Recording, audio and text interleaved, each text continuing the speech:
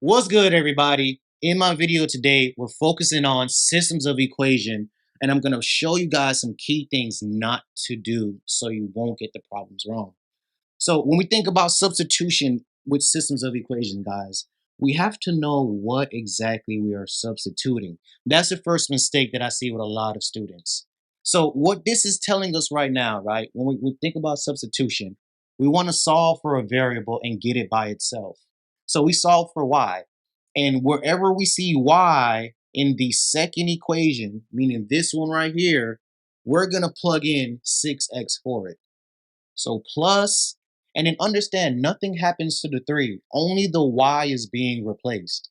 So we have 3 and then in parentheses 6x, and this is equal to -20.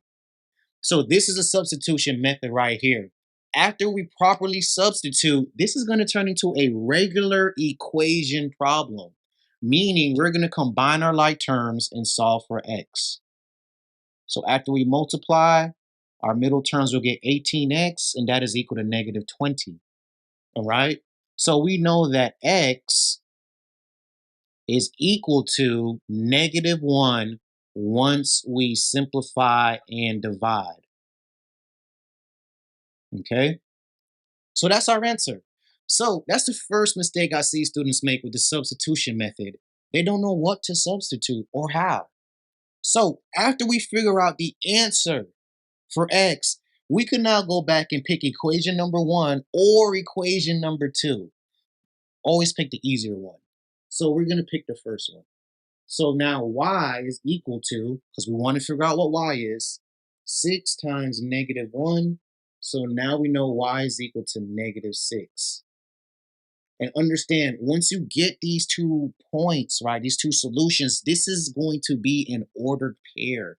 So if they ask you for the ordered pair of the solution, you would put -1, -6. Okay, this is where these 2 lines would intersect at this point.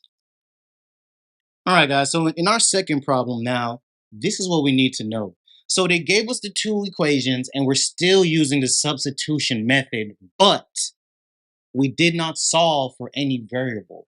We have to get the equation to say y is equal to or x is equal to. So because y is by itself, I'm gonna get y by itself. This is less steps. So we're gonna subtract 2x. Subtract 2x. Can't combine these two because they're not like terms. So we know y is equal to -2x plus 9. If you have 9 minus 2x, that is absolutely fine, guys. The order is not going to make a big difference as long as we solve right. So now what we're going to do, we're going to go into the first equation, and anywhere that I see y, I'm going to plug this in for it. So we have 2x minus 3, and then we substitute. And this is equal to -11. So after the substitution method, like I said, this is just going to be solved like a regular equation. Make sure you check for your signs. That's positive 6x minus 27. And then we're just going to continue combining like terms. So when we bring this problem back up to the top, we're going to say that 8x is equal to, when we add 27, 16. So we know x is going to be equal to 2. So quick reminder, pick either or equation. Let's pick equation number 2. So we have 2 times 2, right? Substitute 2 for x, plus y is equal to 9. Once we start simplifying more, we are going to get y is equal to 9 minus 4, which is a positive 5. So problem number 2, guys, is remember, if we did not solve for the variable yet, we have to make sure we go through and solve for a variable before we could substitute. And now I'm going to switch over to the elimination method, and I want to show you guys one key major tip that'll help you guys not get those problems wrong either. So this is the biggest mistake students would make. They'll go in, they see that we have the same coefficient in front of x, and they will automatically just cancel it out and then start solving. But if we look, right, if we pay attention, we're going to get 17y is equal to 50. But we this is absolutely wrong, guys. Because if you notice, this did not cancel out. Both of them are positive, meaning we're gonna have 14x instead of 0. We did not eliminate it.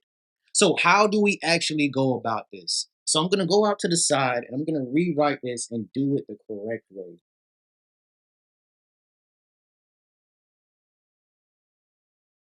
And then let's switch colors for the second one.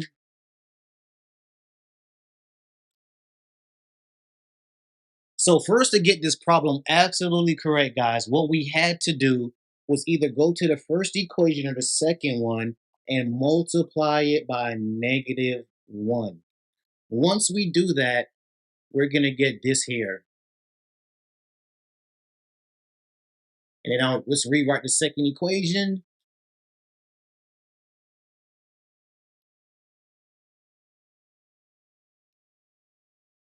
So if you guys look now, right, negative, positive, so now they actually cancel out. This is gone. And then once we go and combine, we know that we're actually doing it correctly. So I'm going to have 3y is equal to -6. And I know at the end, y is equal to -2. Okay. And now that I know y, let's go back in and see if we can figure out what x is.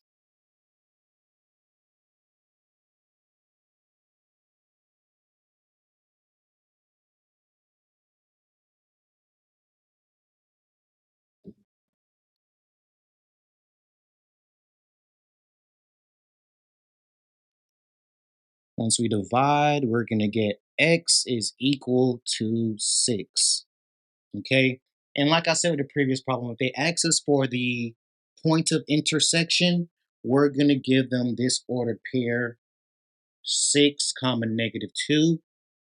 Hopefully you found this video helpful, guys. We really hope these videos are helping you out. Smash the like button for us, subscribe, share the video for your friends and family. Thank you guys so much for joining me today on our Scissors of Equations, what not to do when solving.